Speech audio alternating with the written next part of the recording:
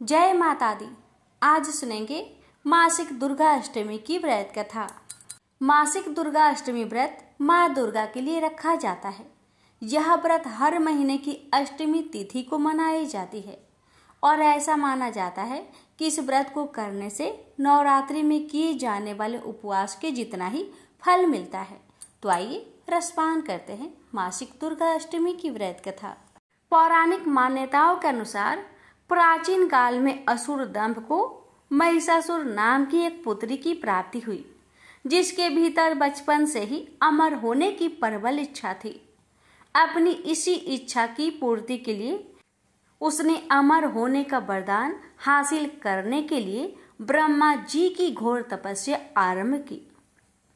महिषासुर द्वारा की गई इस कठोर तपस्या से ब्रह्मा जी प्रसन्न हुए और उसे मनचाहा वरदान मांगने को कहा। ऐसे में महिषासुर जो सिर्फ अमर होना चाहता था, उसे ब्रह्मा जी से वरदान मांगते हुए खुद को अमर करने के लिए उन्हें बाध्य कर दिया। परंतु ब्रह्मा जी ने महिषासुर को अमरता का वरदान देने की बात ये कहते हुए टाल दी कि जन्म के बाद मृत्यु और मृत्यु के बाद जन्म निश्चित है, इसलिए अमरता जैसी किसी बात का कोई अस्तित्व नहीं है।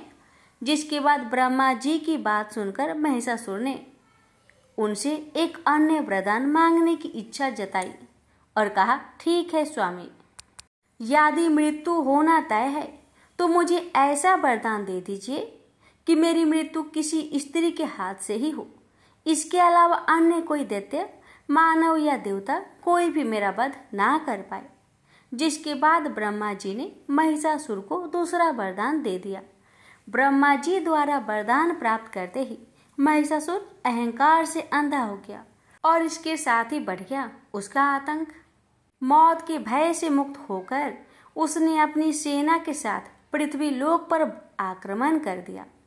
इससे धरती पर चारों तरफ से तबाही मच गई। उसके बल के आगे समस्त जीवों और प्राणियों को नतमस्तक होना ही पड़ा। जिसके बाद पृथ्वी और पाताल को अपने अधीन करने के बाद अहंकारी महिषासुर ने इंद्रलोक पर भी आक्रमण कर दिया। इससे धरती पर चारों ओर तबाही मच गई। उसके बल के आगे समस्त जीवों और प्राणियों को नतमस्तक होना ही पड़ा। जिसके बाद पृथ्वी और पाताल को अपने अधीन करने के बाद अहंकारी महिषासुर ने इंद्रलोक पर भी आक्रमण किया, जिसमें इंद्रदेव पराजित कर स्वर्ग पर कब्जा कर लिया। महिषासुर से परेशान होकर सभी देवी देवता त्रिदेवों अर्थात महादेव, ब्रह्मा और विष्णु के पास सहायता मांगने के लिए पहुंचे। इस पर विष्णु भगवान ने उसके अंत के लिए देवी शक्ति के निर्माण की सलाह दी। जिसके बाद सभी देवताओं ने मिलकर देवी शक्ति को सहायता के लिए पुकारा और इस पुकार को सुनकर सभी देवताओं के शरीर में से निकले तेज ने एक अत्यंत खूबसूरत सुंदरी का निर्माण किया। उसी तेज से निकली माँ आदि शक्ति, जिसके रूप और तेज से सभी देवता भी आश्चर्यचकित हो गए।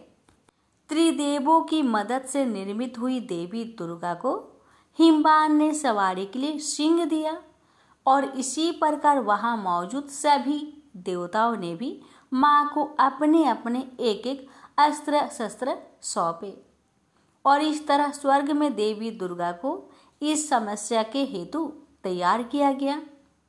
माना जाता है कि देवी का अत्यंत सुंदर रूप देखकर महिषासुर उनके प्रति बहुत आकर्षित होने लगा और उसने अपने एक दूत के जरिए देवी माँ के पास विवाह का प्रस्ताव तक पहुंचाया।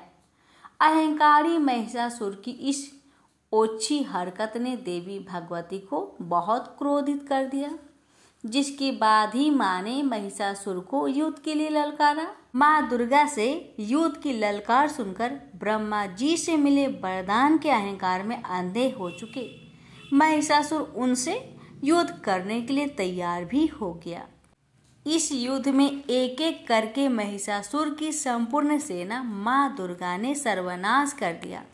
इस दौरान माना ये भी जाता है कि ये युद्ध पूरे 9 दिनों तक चला, जिस दौरान असुरों के सम्राट महिषासुर ने विभिन्न रूप धरकर देवी माँ को छलने की कई बार कोशिश की, लेकिन उसकी सभी कोशिश आखिरकार नाकाम रही और देवी भगवती ने अपने चक्र से इस युद्ध में महिषासुर का सिर काटते हुए उसका वध कर दिया। अंत में इस देवी भगवती के हाथों महिषासुर की मृत्यु संभव हो पाई। माना जाता है कि जिस दिन माँ भगवती ने स्वर्गलोक, पृथ्वीलोक और पाताललोक को महिषासुर के पापों से मुक्ति दिलाई, उस दिन से ही यह व्रत प्रारंभ हुआ। प्रेम से बोली जय माता दी।